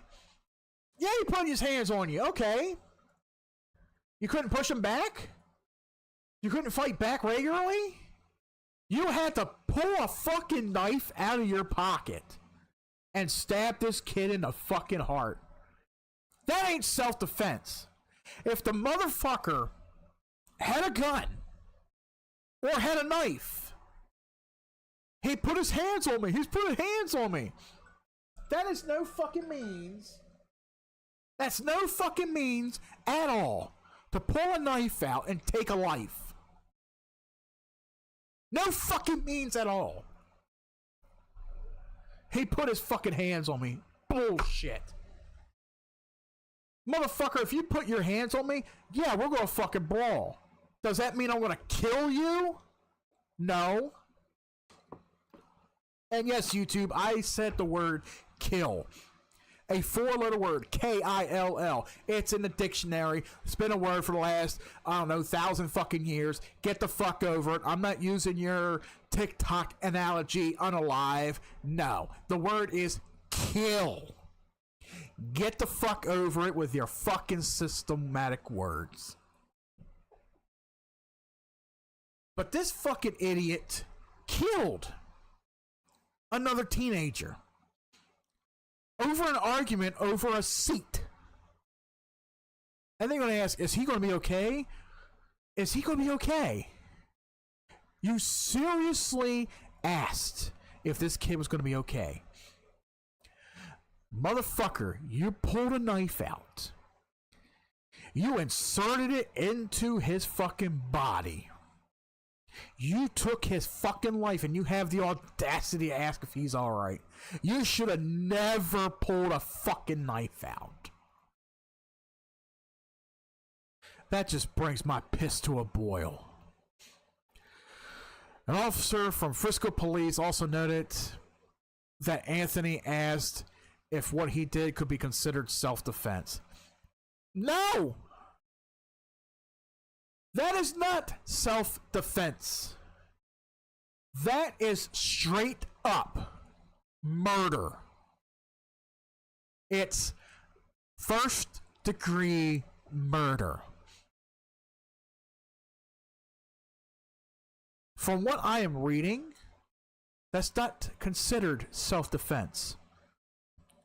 Like I said, what would have been self-defense is if Austin had a gun, or a knife, or a sword, or a spoon, or any kind of weapon at all that he could have used to beat this other kid with. Then I would have seen, okay, now my life's in danger. I got a knife on me, I can use it. That's when it becomes self-defense.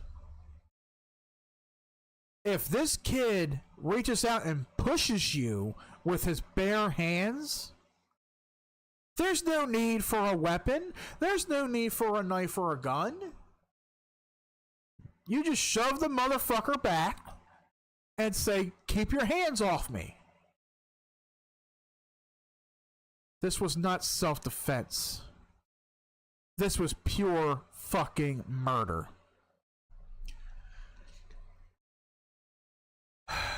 I don't even know if I can fucking read the rest of this shit, man. Investigators spoke to over 24 people who saw what happened, including Memorial High School track team member. One witness told authorities he was sitting under the Memorial High School tent with the team while Metcalf and Anthony were sitting nearby. Anthony was sitting under the team's tent while Metcalf told him he needed to move.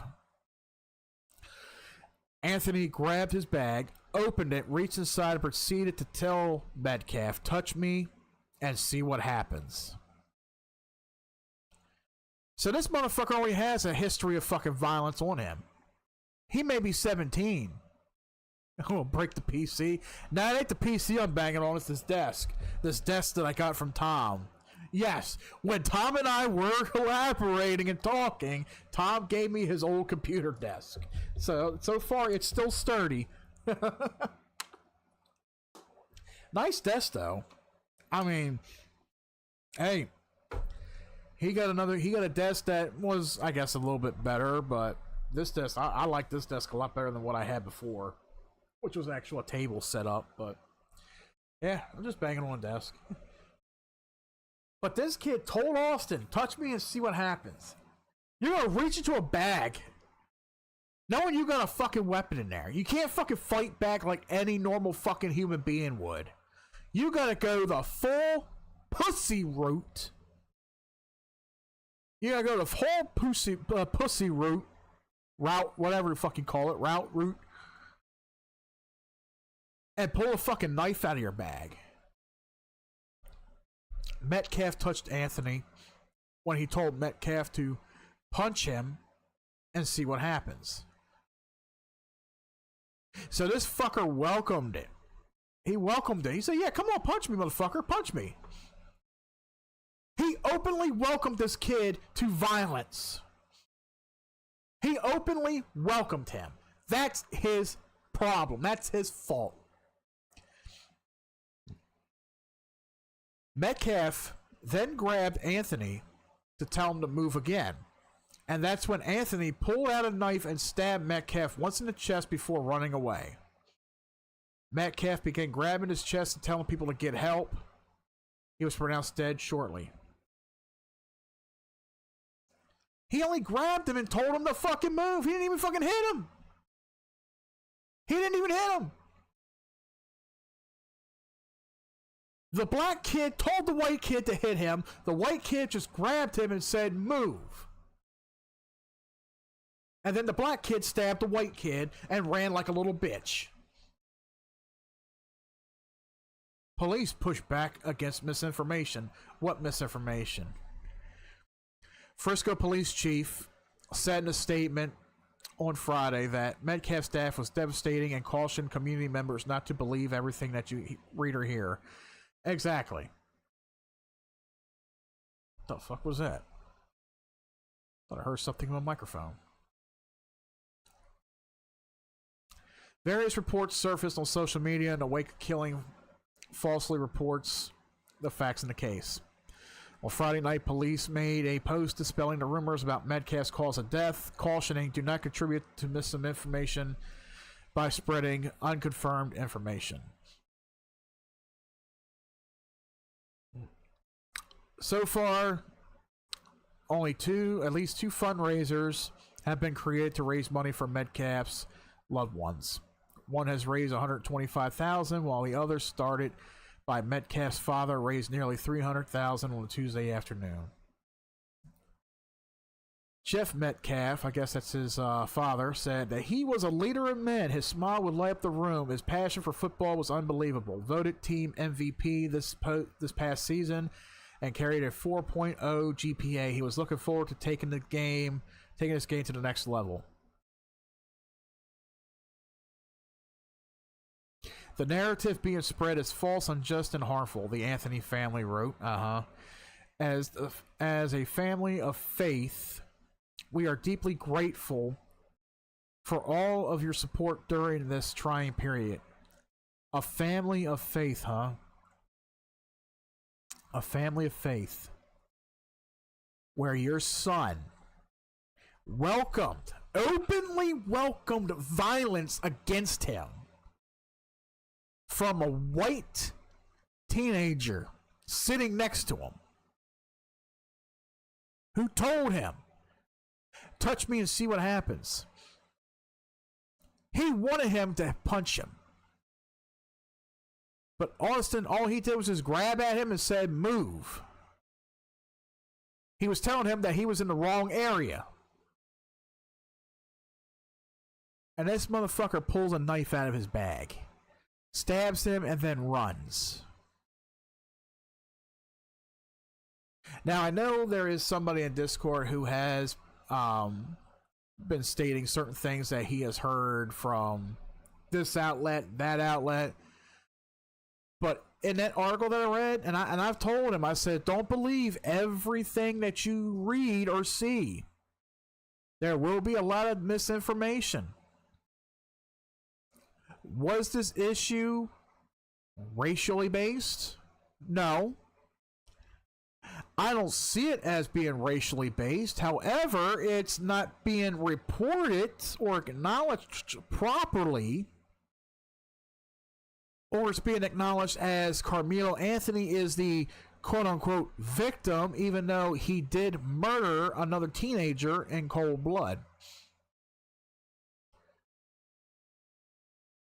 Carmelo Anthony should be sitting in a fucking jail cell for life for what he did.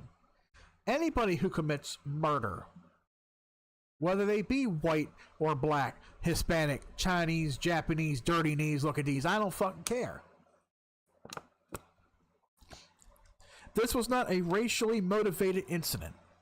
I don't see it as that. I see it as two teenagers who were there for a football game, and one told the other, say, hey, you're from a different school, you need to move, this is not your seat.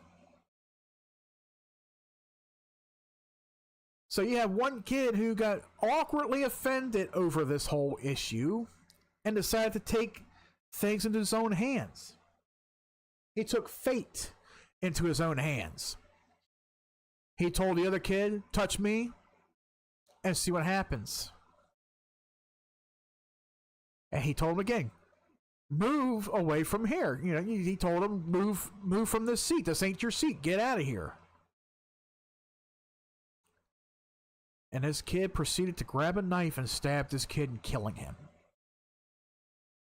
then has the audacity to claim self-defense. That whole story is just sickening to me. It really is.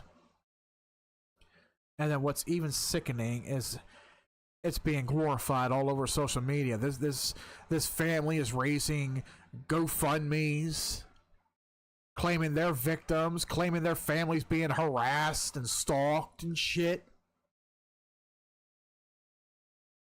I'm sorry, I call that just a typical black family playing victim for attention. That's all that is. I'm not even going to fucking read anymore, but I will read this part of this article here. And what I'm going to do here, if you guys follow on Discord, I'm going to put this article in our Discord server under TuneIn Live Scraps so you guys can read up on it. Austin Metcalf's father forgives the son's killer. And that's usually something typical that does happen. Things like these happen for reasons. And things like these should have never happened for any reason at all. But on behalf of Austin Metcalf's family, Metcalf spoke out a memorial service for his son on April 12th, saying that he had forgiven Anthony and feels sorry for him because he made a mistake that would change his life forever. According to the outlet, the teen was a twin, and he died in his brother's arms. The weekend before his death, the teens went hunting with their father. I'm so fortunate to be able to spend that weekend not knowing it was the last weekend I'll ever spend with him. My other son is just crushed. I feel for him now. He won't be the same. None of us will.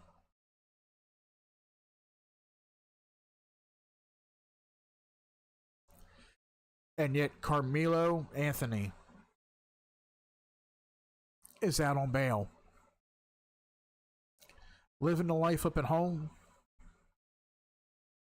I'm hoping he gets 25 to life.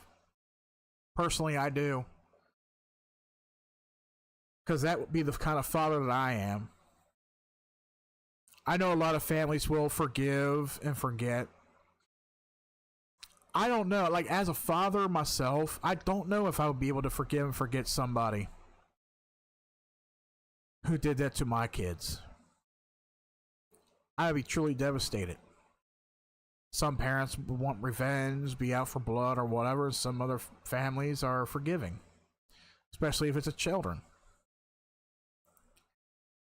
But I've always learned no parent should ever have to bury their son or daughter. No parent should ever have to live with that burden. And I look at my kids and I think that a lot. I don't know what I would do if something happened to my daughter, you know? That's the hardest thing about being a parent. And I know a lot of people who listen here probably don't have kids. They probably don't want kids or probably don't see their future with children in them. But let me tell you something. Like, it is a life changer. It really is when you become a parent. And a lot of emotion follows. You got a big responsibility on your hands.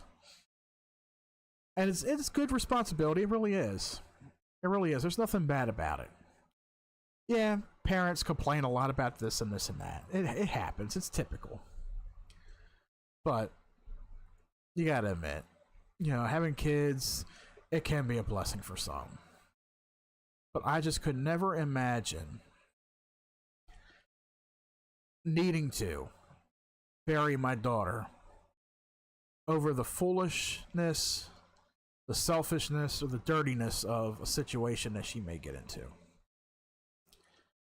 But I think it is sickening that Carmelo's family is glorifying this whole thing to make them out to be the victims. The son may be the victim in a sense, but no. There was nothing self-defense about that moment. from what I gather. He openly welcomed him to hit him, which he did not. And Carmelo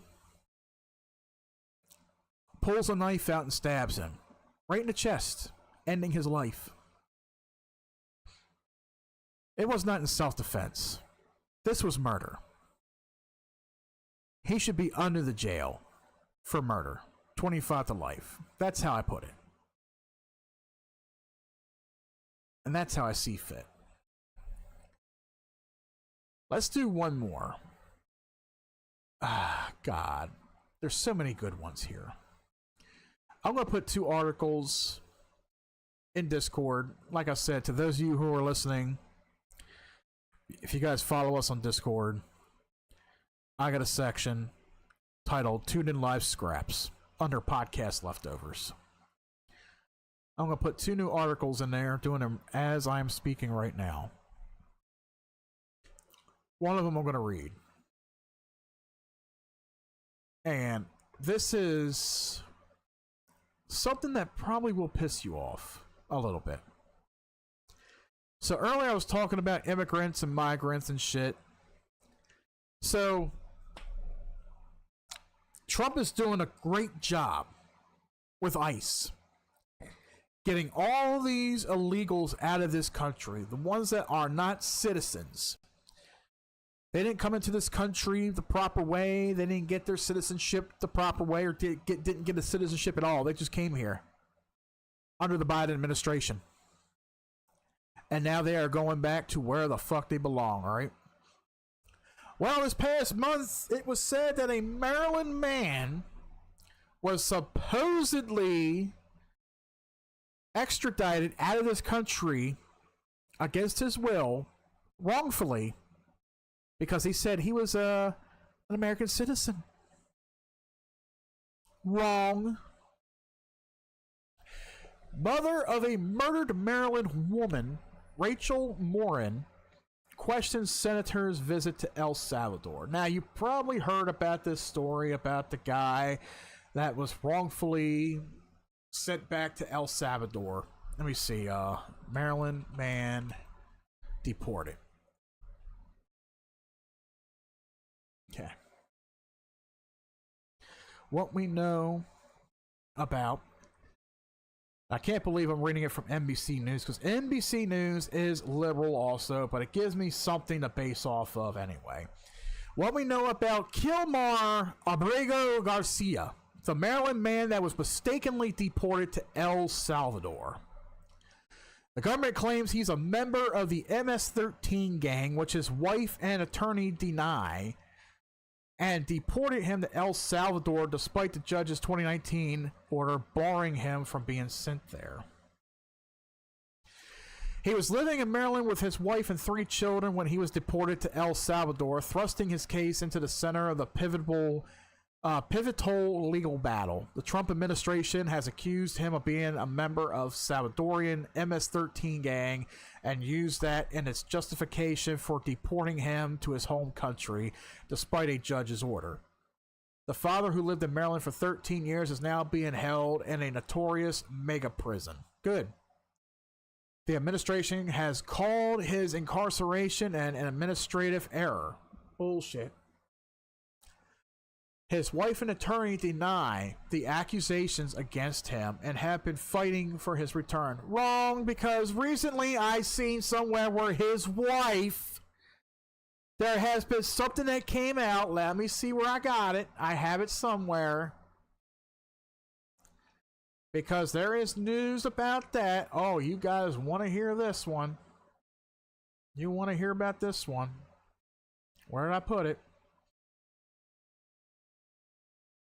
So get this. This came out on the 17th, guys, 2 days ago. I shared it on social media. I am going to put it in the Discord. I don't know why I oh, there it is. There's Discord. I'm putting it in Discord. The wife of the man mistakenly deported to El Salvador filed for a protective order against him in 2021. Holy shit. You mean... Wow. This woman who's said to have been fighting to get him back.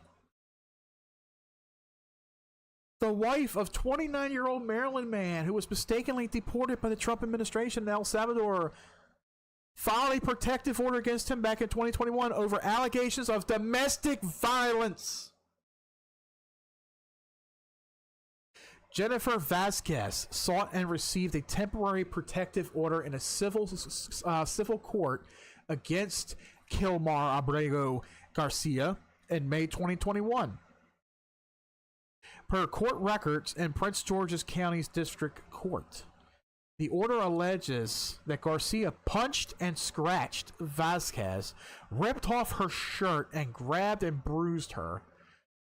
Though since she has said she didn't move forward with the court process because the situation did not escalate. Yeah. In a court petition, Vasquez describes multiple instances over a course of several days in May of 2021. In one case, Vasquez wrote that Garcia got angry with her at a gas station, insulted her, and drove very fast. Days later, Vasquez alleges Garcia yelled at her to turn off her laptop, and when she didn't, or when she said that she wasn't tired, okay. She said he got angry and threw her laptop on the floor. She alleges that she pushed him off of her, and then he punched and scratched me on my left eye, leaving me bleeding. Later that day, Garcia allegedly tore off Vasquez's shirts and shorts and grabbed me by the arm when she ran away, leaving a mark on her left arm. The following morning, after he allegedly didn't give her the set of car keys, she called an Uber for her and her kids because she was scared of him and afraid to be close. I have multiple photos and videos of how violent he can be and all the bruises he had left. This is a man who she claims she had... Oh, he's a good man. He's a good father. Funny how what I'm reading doesn't match that case at all, bitch. But the case was dismissed in June of 2021 after she failed to appear for the final hearing. Oh. If the government believes that a legitimate case to be made, it should present the case in a court of law and have a judge review and decide his fate, not on social media. But that cannot happen until Mr. Garcia is returned to the U.S. and given full due process. You know what? He is an illegal immigrant. He has committed certain crimes. This guy has fucking charges on him for domestic violence. And there was even pictures that somebody showed where he has the MS-13 gang symbols on his fucking knuckles. He's MS-13. He's an immigrant. He is where he fucking belongs. It was even recently, I think it was the president of El Salvador was up here meeting with Trump or something. I forgot what it was. But the news team that was in the Oval Office or wherever they were having their meeting at, they asked him the question, are you going to return the Maryland man who was falsely deported? And he said, no, he's from there. He's one of the gang. We got him in prison. We're not releasing him. The president of El Salvador said we're not releasing him. He's where he belongs. Good. Leave his fucking ass there. We don't need these pieces of shit in our country. I don't give a fuck how fucking long he's lived here for. We don't need them here. But of course... Oh, wait a minute. There's more on this fucking article here. Holy shit. Hold on. 2019 arrest and gang allegations. Okay, Garcia was arrested in March of 2019 in a Home Depot parking lot in Hyattsville with 3 other men for loitering. His attorney said that he was there looking for a day labor work. Police assessed that he was a gang member at the time. There you got it. There you go.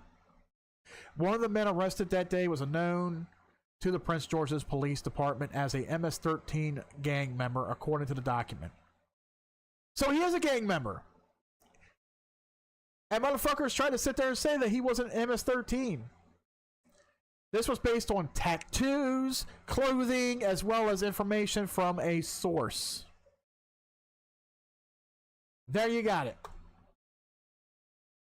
This Maryland man is an MS-13 gang member. I don't care if he has a citizenship. He probably didn't have a citizenship for 13 years.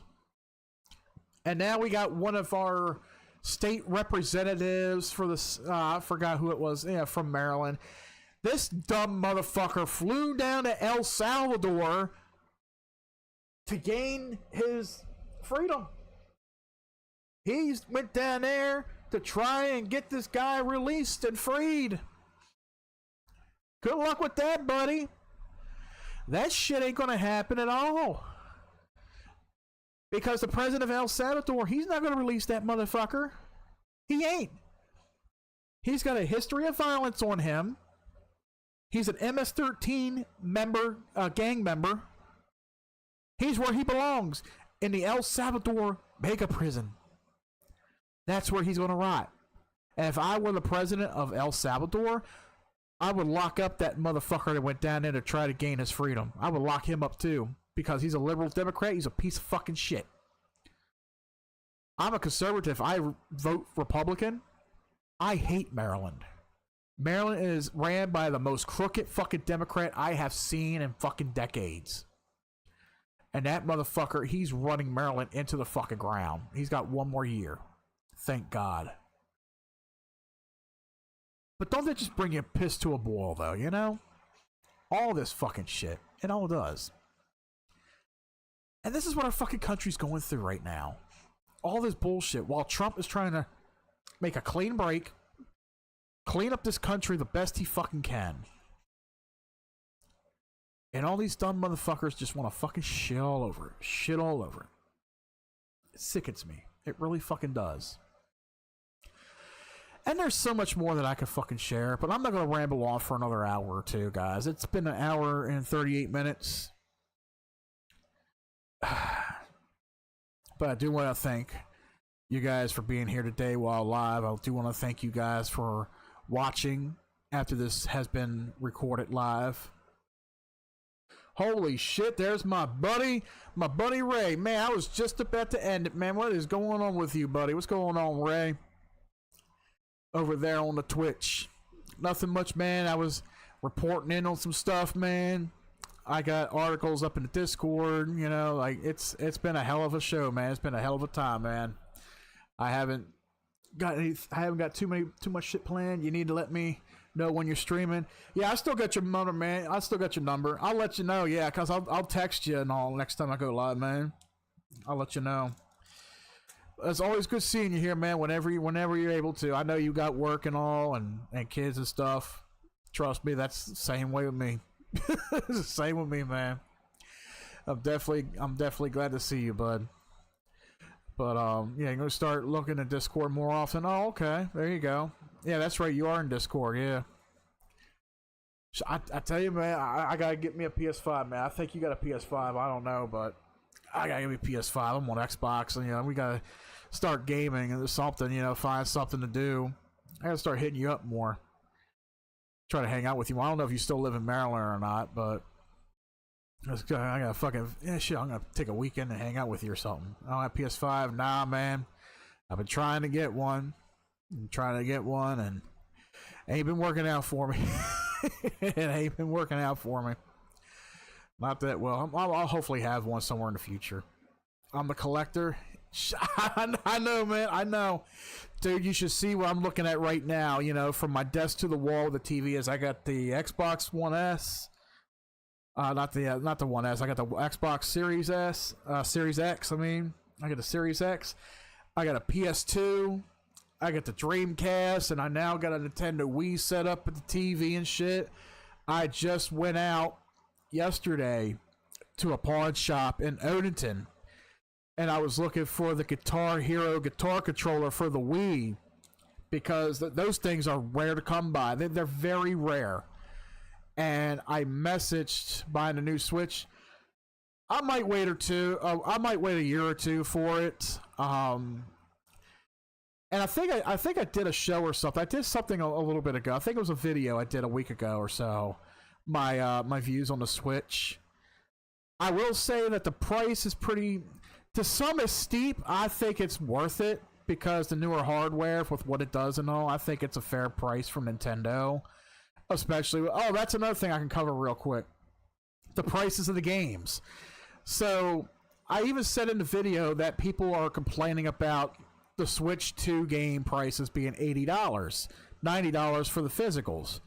Now, even though there's a couple things that Nintendo did shoot themselves in the foot with, but when it comes to the prices of the games, like, come on.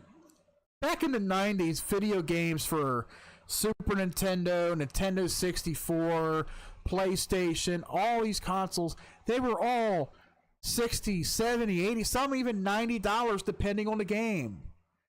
Like, I think it was one of the Mortal Kombats that I saw, one of the Mortal Kombat games that I saw in an old, I think it was an old Best Buy or Toys R Us article that people were sharing online, where Mortal Kombat was like $89.95.